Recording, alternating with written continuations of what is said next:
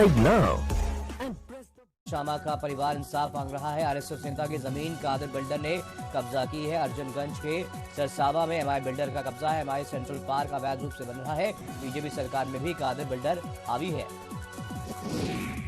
आगरा के औला के विकास नगर में स्वास्थ्य विभाग की बड़ी लापरवाही सामने आई है। स्वास्थ्य विभाग ने कोरोना पॉजिटिव का शव परिजनों को सौंपा और कोरोना रिपोर्ट नेगेटिव बता करके शव सौंपा गया।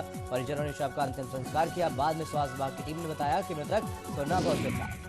एटा में कोरोना पॉजिटिव एडवोकेट की मौत हो गई। पिछले 8 दिन से आगरा में चल रहा था इलाज। परिवार के लोगों को होम क्वारंटीन किया गया। मोहल्ले को भी हॉटस्पॉट घोषित किया गया।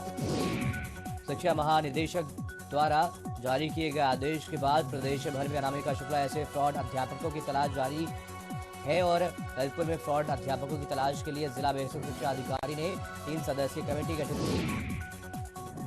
वहीं कासगंज में गिरफ्तार की गई फर्जी शिक्षिका अनामिका शुक्ला मामले में कोतवाली सोरो पुलिस ने एक और बड़ा खुलासा किया है। पुलिस ने फर्जी शिक्षकों की फर्जी दस्तावेज के आधार पर नियुक्ति कराने वाले मास्टरमाइंड जसवंत को गिरफ्तार किया है।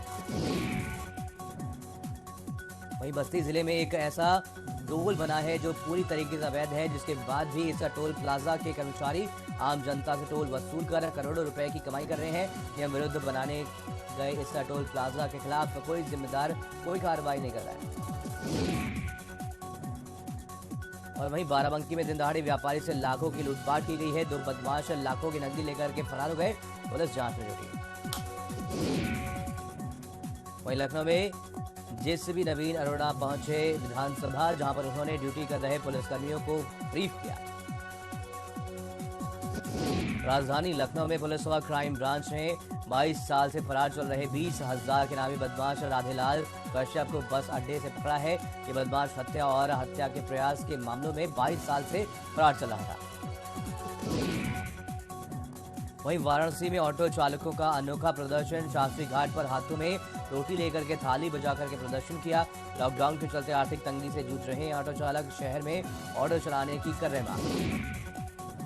बदायूं जिले में यूपी सरकार के चिकित्सा स्वास्थ्य राज्य मंत्री ने नगर विकास राज्य मंत्री के साथ जिला अस्पताल और महिला अस्पताल का निरीक्षण कर व्यवस्थाओं का जायजा लिया। अव्यवस्था मिलने पर नाराजगी जताते हुए व्यवस्था सुधारने के निर्देश दिए। कानपुर में कांग्रेस प्रदेश अध्यक्ष अजय कुमार लल्लू की रिहाई को लेकर के स्थानीय कांग्रेस नेता नदीम सिद्दीकी के किया आत्मदाह का प्रयास और चकेरी पुलिस ने किया कांग्रेस नेता गिरफ्तार।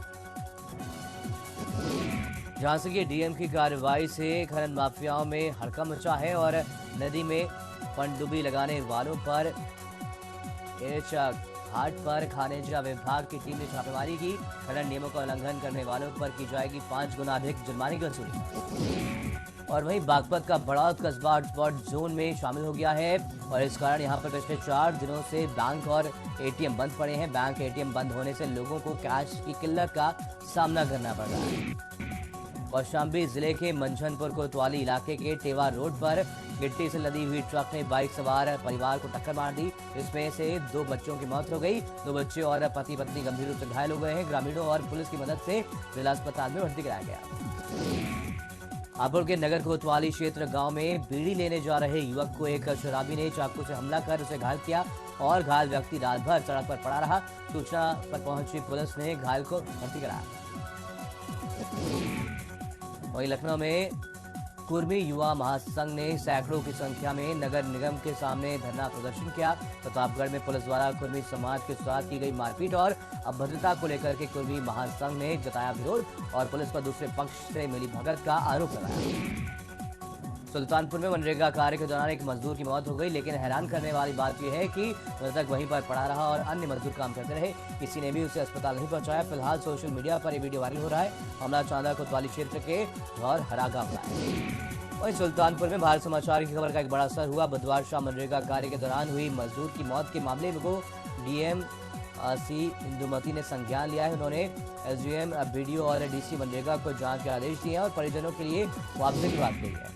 गाजियाबाद के सभी जिम संचालकों ने जिला मुख्यालय पर पहुंच करके जिम खोलने को लेकर के प्रशासन से मांग की। उनका कहना है कि जिम इम्यूनिटी को बढ़ाता है, ना कि घटाता है। दूसरी तरफ पिछले 3 महीनों से जिम बंद होने के चलते कई लोग बेरोजगारी की कगार पर पहुंच गए हैं। वहीं गाजियाबाद में सांसद वीके सिंह ने चलाया जनसंपर्क अभियान। साहिबाबाद के राजेंद्र नगर में चलाया अभियान। सरकार की 1 वर्ष की उपलब्धियों को बताया। मथुरा एसएसपी ऑफिस में बिना मास्क जाने पर चालान किए गए। कोरोना वायरस के चलते पूरे जनपद में बिना मास्क के चलने पर एसएसपी ने सभी थाना प्रभारियों को चालान करने के निर्देश दिए। बलरामपुर प्रशासन की शर्मनाक करतूत सामने आई है। एम्बुलेंस कर्मी शव को छोड़कर के भाग गई और तहसील गेट पर घंटों शव पड़ा रहा, जिसके बाद कूड़े की गाड़ी में रख करके शव भेजा गया। घटना बस्ती में एसपी ऑफिस पहुंचा फरियादी अचानक बेहोश हो गया। सिर पर गंभीर चोट होने के बाद भी सुनवाई नहीं हुई। मुजफ्फरनगर में पानी भरने को लेकर के दो पक्षों में मारपीट हो गई। दबंगों ने गर्भवती महिला की जमकर पिटाई की। घर में पल रहे बच्चे की पेट में ही मौत हो गई। पुलिस ने पीड़ित पक्ष पर ही केस लिखा है। मामला भोपा थाना क्षेत्र के किशनपुर का है। वहीं मथुरा में सपा सभासद दिनेश चंद्र गुप्ता की दिन दहाड़े हत्या कर दी गई। हत्या कर फार्म हाउस गेट पर शव लटकाया गया। सभासद के परिजनों ने रोड जाम कर दिया। जमीनी विवाद में हत्या की आशंका जताई गई। मामला झील थाने के कस्बा बाजना का है।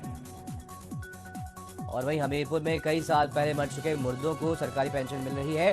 समाज कल्याण विभाग की घोर लापरवाही के चलते सालों पहले मर चुके लोगों के बैंक खातों में वृद्धा पेंशन भेजा जा रहा है। मुजफ्फरनगर में ट्रांसफार्मर में भीषण आग लग गई। आग लगने से बिजली का ट्रांसफार्मर जलकर राख हो गया। सूचना पर पहुंची फायर ब्रिगेड की गाड़ी ने आग पर काबू पाया। मामला शहर कोतवाली क्षेत्र के शहाबुद्दीनपुर रोड का है।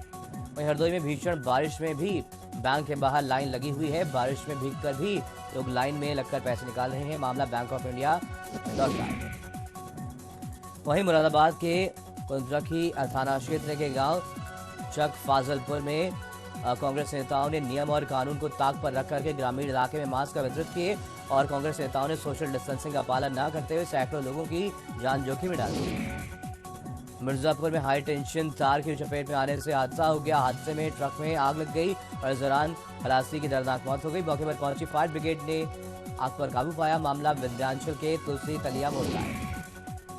वहीं संभल में नवविवाहिता की गला घोट करके निर्मम तरीके से हत्या कर दी गई। 6 महीने पहले विवाहिता की शादी हुई थी। दूसरी शादी करने को आरोप को लेकर के हत्या की।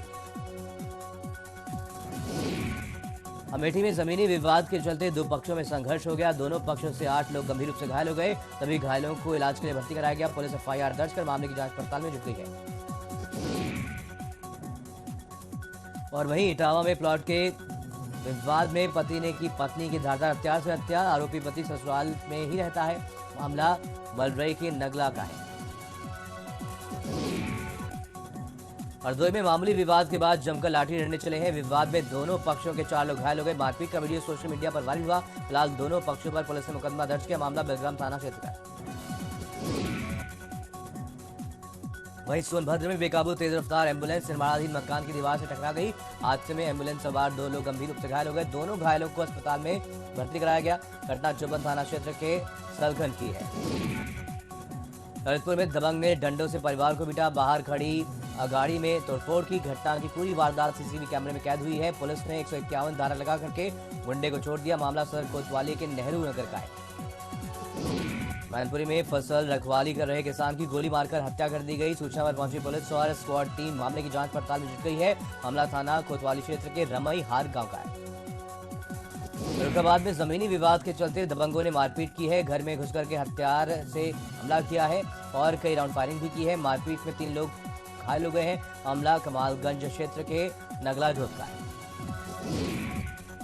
वहीं बुलंदशहर में 2 शराबियों ने शराब पीकर खूनी संघर्ष किया है। दोनों शराबियों ने कांच की बोतल से एक दूसरे पर वार किया।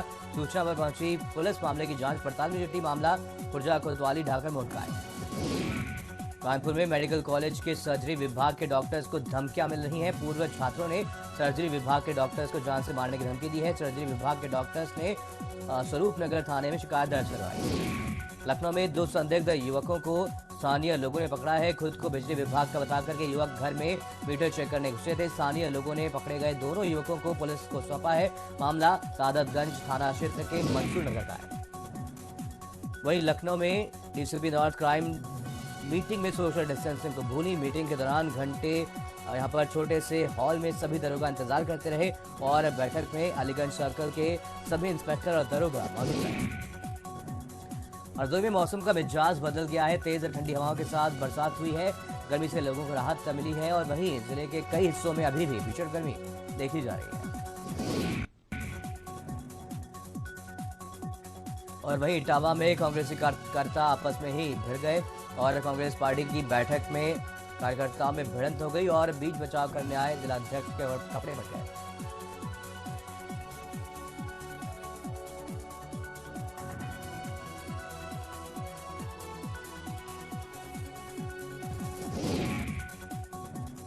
आरजेडी नेता लालू प्रसाद यादव का आज 73वां जन्मदिन है। फिलहाल लालू यादव इस मौके पर चारा घोटाले मामले में रांची की जेल में बंद है। आरजेडी प्रमुख लालू यादव के 73वें जन्मदिन पर पत्नी राबड़ी देवी ने बधाई दी है। साथ ही एक वीडियो शेयर करते हुए कहा कि आप स्वस्थ रहें और गरीबों के सम्मान और अधिकार के लिए यूं ही लड़ते रहें। तेजस्वी यादव पिता के 73वें जन्मदिन पर उनसे मिलने रांची पहुंचे हैं और तेजस्वी ने कहा कि पिता के 73वें जन्मदिन पर 73,000 गरीब परिवारों के लोगों को खाना खिलाएंगे। साथ ही गरीबों के माथे से चिंता हटाएंगे। पिता की प्रेरणा से बिहार के लोगों को कठिन समय से निजात दिलाएंगे।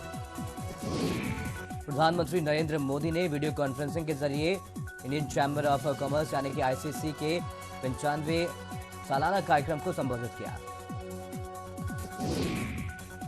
मंत्री मोदी ने कहा कि देश में ही सोलर पैनल की मैन्युफैक्चरिंग पावर स्टोरेज की क्षमता बढ़ाने के लिए बेहतर बैटरीज के R&D और मैन्युफैक्चरिंग में निवेश करें। जो इस काम में जुटे हैं ऐसे संस्थानों के MSMEs के साथ हैं। अमेरिका में अश्वेत जॉर्ज फायलार्ड की मौत के बाद से रोजाना प्रदर्शन लगातार जारी है। यहां पर बॉस्टन शहर में प्रदर्शनकारियों ने अमेरिका की खोज करने वाले क्रिस्टोफर कोलंबस की एक मूर्ति को तोड़ दिया। नेपाल सरकार के संविधान संशोधन प्रस्ताव को खारिज किए जाने की मांग करने वाली सांसद सरिता गिरी के घर पर हमला कर दिया गया। सरिता गिरी के घर पर काला झंडा लगा करके देश से छोड़ने की चेतावनी दी गई है। श्रीलंका के नेशनल इलेक्शन कमीशन के चेयरमैन महिंदा देशप्रिया ने ऐलान किया है कि श्रीलंका में संसदीय चुनाव 5 अगस्त को कराए जाएंगे। नेपाल के प्रधानमंत्री केपी शर्मा ओली उन्होंने कहा है कि योगी आदित्यनाथ को चेतावनी दी है कि वे नेपाल के विषय में धमकी वाली भाषा का प्रयोग न करें। शर्मा ने कहा कि नेपाल अब किसी भी धमकी से डरने वाला नहीं है। अमेरिकी राष्ट्रपति डोनाल्ड ट्रंप ने ऐलान किया है कि वो इसी महीने से अपनी चुनावी रैली की शुरुआत करेंगे। दरअसल अमेरिका में इस साल नवंबर में राष्ट्रपति पद का चुनाव होना है और 3 नवंबर को वोट डाले जाने हैं। चेन्नई के रायपुरम में एक शेल्टर होम में 35 बच्चे कोरोना पॉजिटिव पाए गए हैं। इस पर सुप्रीम कोर्ट शेल्टर होम्स में संबंध में कोरोना को लेकर के तमिलनाडु सरकार से रिपोर्ट मांगी है और सुप्रीम कोर्ट ने कहा है कि बच्चों की सुरक्षा के लिए क्या जरूरी कदम उठाए गए हैं। सीआरपीएफ का एक मुख्य चिकित्सा अधिकारी की कोरोना रिपोर्ट पॉजिटिव पाई गई, जिसके बाद सीएमओ को दिल्ली के ओखला में एक निजी अस्पताल में भर्ती कराया गया। जम्मू कश्मीर के बडगाम जिले में पठानपोरा इलाके में सुरक्षा बलों और आतंकवादियों के बीच मुठभेड़ हुई। मुठभेड़ के साथ ही सुरक्षा बल पूरे इलाके में सर्च ऑपरेशन चला रहे हैं।